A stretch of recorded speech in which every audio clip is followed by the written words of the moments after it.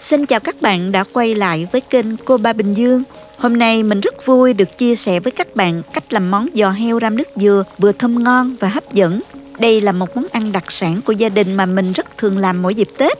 Trong video này, mình sẽ chia sẻ đến các bạn từng bước chi tiết từ cách chuẩn bị nguyên liệu, sơ chế giò heo đến kỹ thuật hầm để bảo đảm giò heo mềm mại, thấm đều gia vị. Món này làm xong trình bày ra đĩa rất bắt mắt, nhìn thôi đã thấy thèm rồi. Khi ăn càng cuốn hơn nữa nha. Hãy cùng mình vào bếp và bắt đầu làm thôi. Các bước thực hiện rất nhanh, hãy xem kỹ đến cuối video để không bỏ qua bước nào nhé các bạn.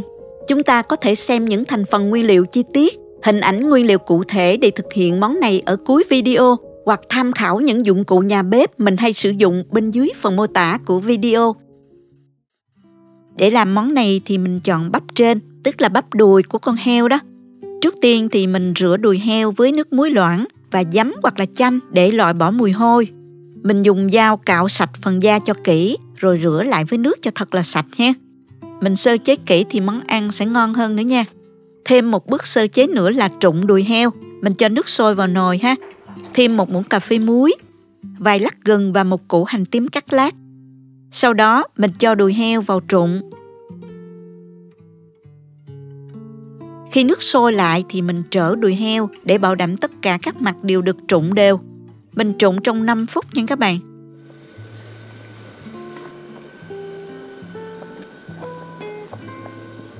Sau đó vớt ra và đem đi rửa lại với nước cho thật là sạch. Bước chính là hầm giò heo. Mình dùng chảo sâu lòng này để nấu giò heo cho dễ nè. Vừa đủ không gian để thịt được ngập trong nước hầm ha, thấm đều gia vị. Bây giờ mình thắng nước màu nha. Nếu mà có nước màu làm sẵn thì các bạn không cần thắng ha. Cho vào chảo 2 muỗng canh đường và thêm 1 muỗng canh nước.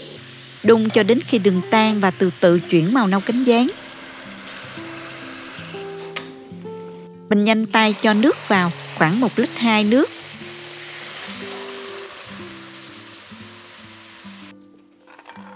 Và 500ml nước dừa. Để món ăn được ngon hơn, mình thường sử dụng dầu hào. Chỉ một chút dầu hào thôi cũng giúp món ăn của mình trông bóng bẩy hơn và là gia vị cần thiết để giúp kết nối và làm nổi bật hương vị của các nguyên liệu trong món ăn, làm cho món ăn hài hòa và ngon hơn nhiều đó các bạn. Hôm nay mình sử dụng dầu hào Chinsu sò điệp nè, vừa có chiết xuất từ hào, dầu hào còn có thêm sự kết hợp của sò điệp Nhật nữa.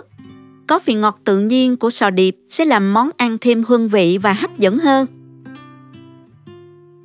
Cho vào đây thêm 2 muỗng canh dầu hào Chinsu sò điệp nè.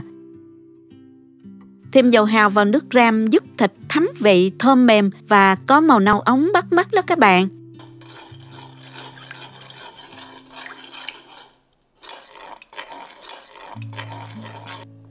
Và để giữ cho màu đẹp và thêm phần thơm ngon thì mình cho thêm 1 muỗng cà phê bột màu điều để tạo màu hấp dẫn. Khuấy tan hỗn hợp. Sau đó mình cho bắp giò vào. Và mình nêm gia vị vào gồm có 1 muỗng cà phê muối, 3 muỗng canh nước mắm, 20g đường phèn, nửa muỗng cà phê ngũ vị hương,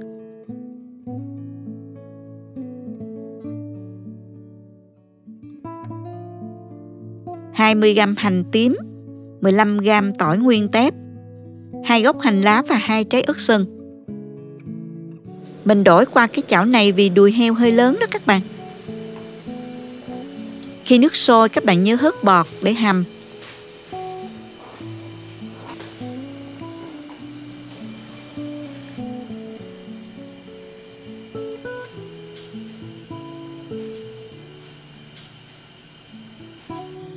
Đậy nắp lại, hạ lửa xuống trung bình và mình hầm cho giò heo mềm ha.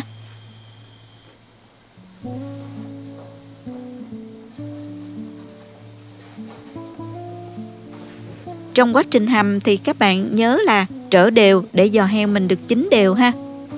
Cứ mỗi 10 phút mình mở nắp và trở bắp giò một lần để bảo đảm giò heo thấm gia vị đều và không bị khô.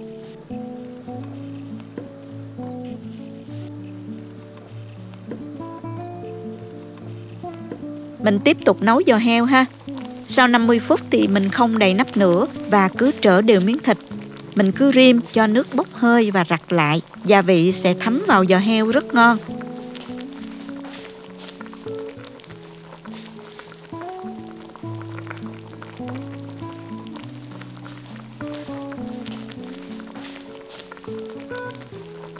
Bắp giò bây giờ cũng đã mềm và lên màu nâu đỏ rồi, mùi thơm phức luôn, nghe là đói bụng liền đó các bạn.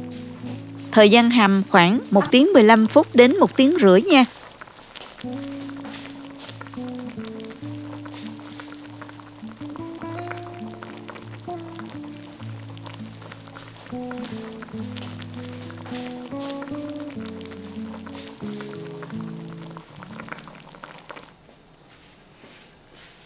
Mình gắp bắp giò ra, dùng dao tách phần thịt ra.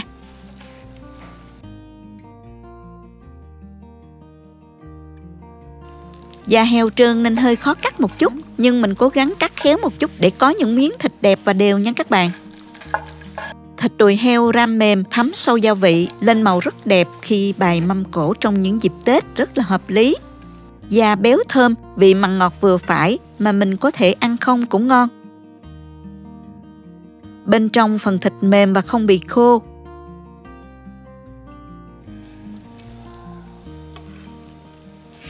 Ống bắt mắt đó các bạn. Nhờ dầu hào chiên xù xà điệp, thịt giò heo không chỉ vừa miệng mà còn có vị ngon ngọt tự nhiên nhờ chiết xuất dầu hào xào điệp Nhật Bản nè. Phần thịt giò có màu nâu đỏ, bóng mượt, hấp dẫn với lại các bạn. Bạn có thể chấm thêm một chút nước tương ớt để tăng thêm hương vị đậm đà. Thịt này mình ăn với cơm rất ngon, nhâm nhi với chút rượu bia thì thật là lý tưởng đó. Ăn kèm với rau thơm và một ít đồ chua nữa, càng thêm ngon nha. Hoặc bạn cũng có thể cuốn cùng bánh tráng rau sống. Với dầu hào chiên su, món giò heo ram không chỉ ngon miệng, đẹp mắt mà còn khiến việc nấu ăn ngày Tết trở nên nhẹ nhàng hơn. Tết này đừng để bếp núc là bạn căng thẳng nha. Hãy thử ngay công thức này và sử dụng dầu hào chiên su xà điệp để biến mâm cơm ngày Tết thành những bữa tiệc thật tuyệt vời nhé các bạn. Cảm ơn các bạn đã xem hết video. Hãy thử làm món này và chia sẻ cảm nhận của các bạn với mình nha. Chúc các bạn sức khỏe để nấu nhiều món ngon cho gia đình. Nếu thích cách mình chia sẻ, nhớ gửi cho bạn bè cùng xem, bấm like và đăng ký kênh để xem nhiều món ăn mới của mình. Nếu thấy video thực sự hữu ích, bạn có thể gửi tặng ekip thực hiện một ly cà phê bằng nút Super Thanks hình trái tim ngay bên dưới video. Các bạn cũng có thể truy cập website cobabinhdương.com để xem công thức nấu ăn dưới dạng bài viết. Chào tạm biệt và hẹn gặp lại các bạn trong video kỳ tới nha!